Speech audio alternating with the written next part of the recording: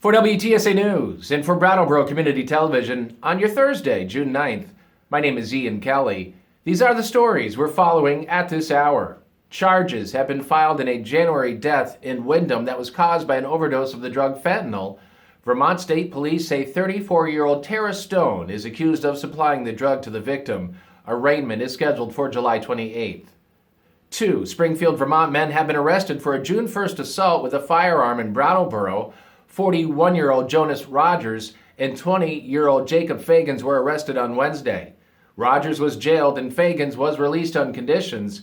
On June 1st, Brattleboro police responded to a hotel for a report of an assault where the victim was struck in the head with a firearm.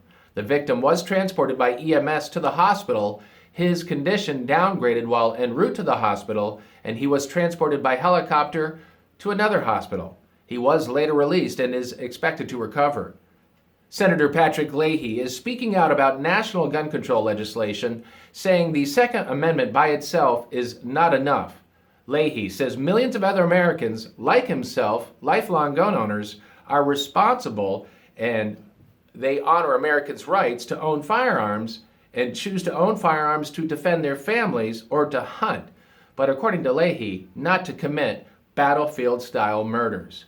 To most Americans, firearms are valued for defensive purposes and not for murder and mayhem. The Vermont senator says he supports commercial sales background checks, a 21-year age limit, and red flag laws which would allow loved ones or law enforcement agencies to petition a court for an order that would temporarily prevent an individual in crisis from accessing firearms.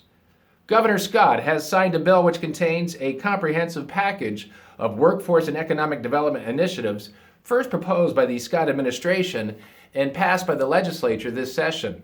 The bill invests $84.5 million of both state and federal American Rescue Plan Act funding to address Vermont's workforce shortage and provide local businesses and municipalities with resources to grow in the years ahead.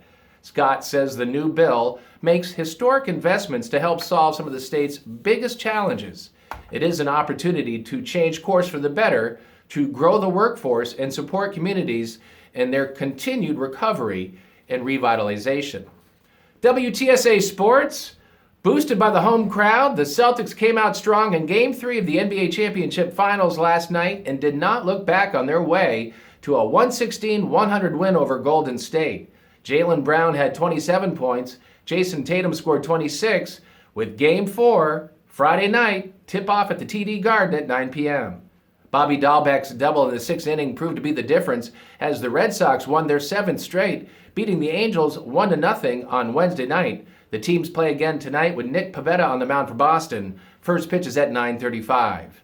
The Twins thumped the Yankees yesterday 8-1. Those teams play again this evening with Garrett Cole on the mound for New York. First pitch is at 7:40. For WTSA News and for Brattleboro Community Television on this Thursday, June 9th, have a safe and tremendous day, everybody. My name is Ian Kelly.